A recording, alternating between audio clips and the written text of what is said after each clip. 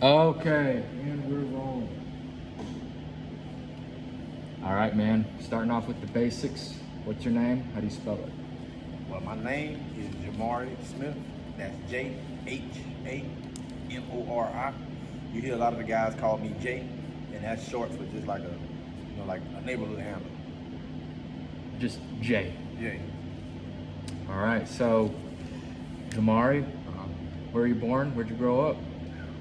My story kind of everywhere. I wasn't originally born in Columbia, South Carolina. My family is from like Bamberg County, Jhamori, South Carolina, like right over Orangeburg, South Carolina. But around the age of 10, I came to Columbia. I moved to Columbia just due to issues within my family, having to move back and forth from relatives' homes. So I moved to Percival Road in Northeast Columbia, Route 4 Drive, and that's where I grew up at. So, what was life like? I mean, childhood, growing up there on Forest Road? On Percival Road, off 4 Drive. Yes, Percival yes, Road. sir. Well, it was different for me because, like I said, my family is from like Orangeburg, Bamberg County. It's more of a rural area. It's country. Coming to Columbia was different. It was bigger, a whole lot more people. A whole lot more to do. Before I actually moved up here, all throughout the '90s, like my relatives, they did their best to kind of like bring entertainment to us. So I can remember the days at the circus, the days at the Mayfest. I can remember riding the bus back in the day when you get to pull the handle on the bus. Like me and my cousins, like we used to really like find pleasure in that, But the most significant thing that I say that like caught my attention as a youngin', I'm gonna be honest, it was the gang culture because that was new for me, But I think coming from like my background or whatnot, like a lot of young people, like they longing for something anyway, something to belong to something, It took a minute before I was like a part of like eating dinner at a family table and stuff like that, you know what I'm saying? So like once I experienced it, I realized like, dang, this is something I want, you know what I'm saying? So we be longing for something, and once I was introduced to that, it kind of captivated me, man, And around what age were you introduced? Like I said, 10, 11, I came here. I went to Dent Middle School, 6th grade, started my 6th grade year at Dent Middle School, and that was like 11, 12, if I'm not mistaken, age range, and that's where I got introduced to it because that was the social setting for me. Once I got outside the house, my aunt was real strict, so she wasn't going for it. But once I got outside the house and around my peers, that's where I got introduced to it, and it was different. Like whether you wanted to be introduced to it or not, like it was part of the young culture. Saying certain words can get you punched in your mouth. Like it was different. You had to get with it, or there's some consequences.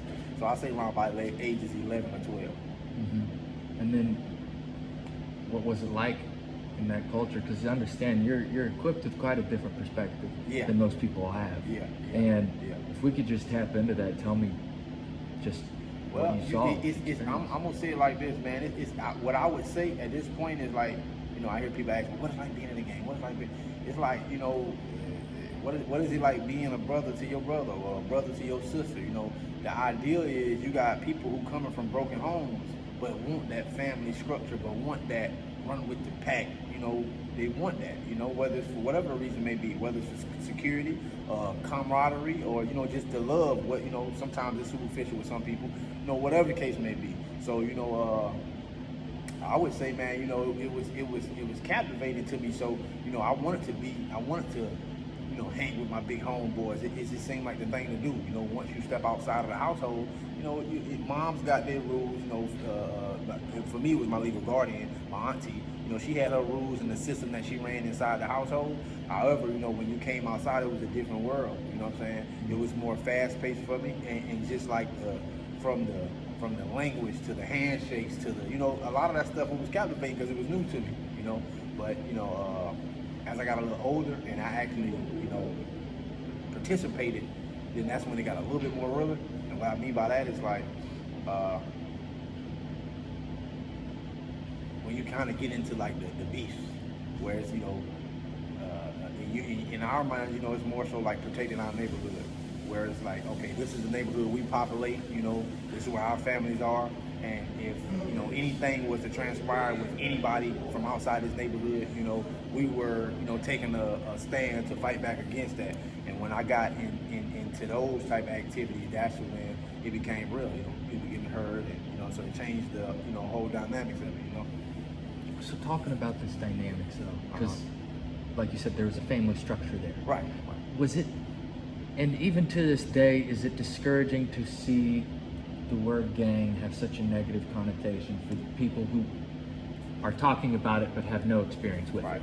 I would say, yeah, it's discouraging because at 11, I didn't have this understanding, but at 30, sitting in front of you now, I do. And I had it, prior to, today, I understand the origins of it. It's just people in a pretty bad socioeconomic system, striving to create a system for their survival. You know what I'm saying?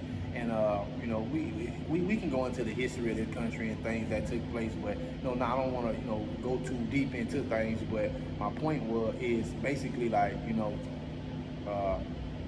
the origins, the cause, the original purpose was a positive thing. You know what I'm saying? It was about organizing the people to be able to be family, so that way we can feel that heartbeat, where we can have that whole village type situation. Whereas you might be from the block over, but if you see my son or my daughter doing something out of line, because of our unity, you got the right to correct my daughter, my son. And then just seeing the negativity come into it and just spiral out of control, it play a part. It gives people a right to have some type of distaste for it. You know what I'm saying? But I think we talking about a bigger scale of what actually influenced the young guys to do what they do. You talking about rap music and things of that nature. It's outside influences. You know what I'm saying? And when it's just like the voting process, the majority rule. So it's like I can be a young, on the block with my homeboys, and I can be talking positive. But if the majority of everybody around me kind of, participating in what would be viewed as negative, that's going to be the overall consensus of what we're doing. So it's discouraging because I like me personally, I believe in the order. Whether we talking gangs or we just talking just life in general, I believe in the idea of communities being as one, sharing that same heartbeat. You know what I'm saying? When somebody in pain, we all in pain. I believe in that, because I think we all part of the human family. So, whether you try to box it in and compartmentalize it and talk, I believe in that. You know what I'm saying? Just our unity, our being for each other and sharing in, this experience we call life. Have you always felt that way? When I was younger, I wasn't educated, so no, I didn't. Well, I'm rephrased. I did, but not from such a deep perspective, because back then it was my homeboys. Now I say the community, because I wasn't considering your mama, your 6-month-old baby brother, and things of that, and the people who own businesses on the block. I wasn't considering them back then. I was considering my peers, the people who was around me, the people who would participate in whatever activities we was participating in. And now I see it from a broader perspective, so I say the community. So I can say to a certain extent I always felt that way, but not from such a deep perspective as now. And when you refer to the man you were then, it's almost like there's two lives at play here. Well, at the age of 16, I was incarcerated. And I was incarcerated up until the age of 25. That's when my transition took place. You can believe at 16-year-old and younger, what I said, I got here like 10, 11. Actually, from that age to 16, it was a totally different person. Because I didn't have proper understanding of things, you know what I'm saying? Like, I couldn't tell you the first thing about life, but I can tell you about all the rap music and my favorite rappers. I can tell you about the gang. I can tell you about the neighborhood. It was so short-styled, I was a child, So going through my transition, I gained a lot of knowledge because I applied myself. And, with that, it changed. Like, I'm sure you heard the scripture, be ye not conformed to the way of the world, but be ye transformed by the renewing of your mind. That's what happened for me. My whole mind frame was renewed with the information that I took in. It changed my reality, it changed my perspective. And with that, I started living different, But I live different, but with the principles of what we came from. Because once again, like I said, initially it was made for something positive. Along the way, different influences and factors changed that for us. But yeah, so I kind of like two different people. And if you're comfortable talking about it, I mean, what was life like between 11 and 16, and what led to being incarcerated for that long? Life between 11 and 16, I was an airhead. I can say that I had some smarts about myself because I can do good at when I focus. I could do good in like school. I was always respectful. My people raised me with manners. Don't get it twisted. You know what I'm saying? It was what happened when you went outside that influenced, other things. But yeah, but between 11 and 16, I was easily influenced because I didn't have a proper identity of who I was. So it was kind of like you was looking for something to identify yourself with. Like I said, as young as we long for that, we're not coming through a system that teaches us who we are. So you got all this knowledge about all these different subjects, but you don't even know who you are. It's easy to be swayed when you don't know. You know what I'm saying? So doing that process of being incarceration, it kind of like spawned like a metamorphosis. You know what I'm saying? So it's just like I said, it's on a different level now. And I promise this isn't the angle here, but what were you incarcerated for? Well, leading up to my act, like once again I said, at the age of 16, I was incarcerated for armed robbery. And to be honest, it was something that I didn't do. And to be honest, the first time I did it, and that's all it took. I can speak on it because the person is deceased, but I had a bigger homeboy, and he was kind of like, I looked up to him. It was easy to influence me because he would come get me from middle school, car with the big rims on it. It kind of heightened my rapport with my peers. And as a youngin', like I said, that was something that at the time that I felt like it brought value to me because once again, I didn't know who I was.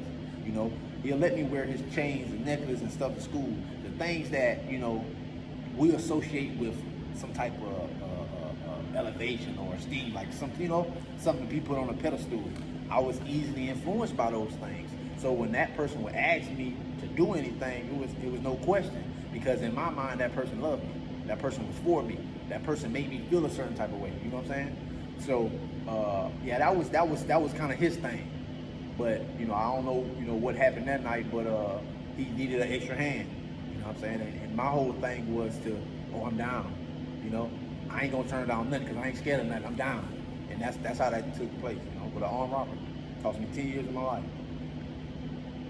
What occurred in that armed robbery, if you're willing to speak about it? As in, like the details of the robbery? Yeah. Well, it was a business, and it was basically guns involved, and us going into business and demanding, the typical stuff you see on TV. So it ain't really like no special details. It's really the typical young teen in a store demanding money at gunpoint, and I say maybe an hour or so after I was arrested. And what about your other friend? He was never arrested. He was caught on the scene, but the way it was set up, he was by his car. He was like a getaway driver. It's the typical thing to do to a young person, send a young person to take all the risks, and because you're gonna get a smack on the hand type situation. So when law enforcement caught up with all of us, he was questioned and taken in. And even when I was asked about him, I knew better than to speak on him. It's just something that come with the neighborhood lifestyle. So you say you copped that charge? Yeah, I basically had to. I didn't say they got me on camera. They got evidence. There's no way to tell about nothing anyway. You know what I'm saying? I could have said he was an accomplice, but I knew better than to do that. So technically, after being questioned for a number of hours, he was set free. Never did a day in jail. So you're sent to jail, South Carolina? Right, state prison. State prison, South Carolina. I went to juvenile first because once again I was 16.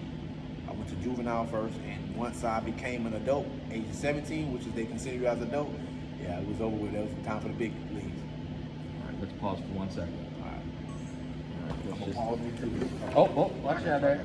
You can move it. No, you're all right. Yeah, all right now. Just disconnect you. Yeah, you cool. But go ahead. What you about to say something?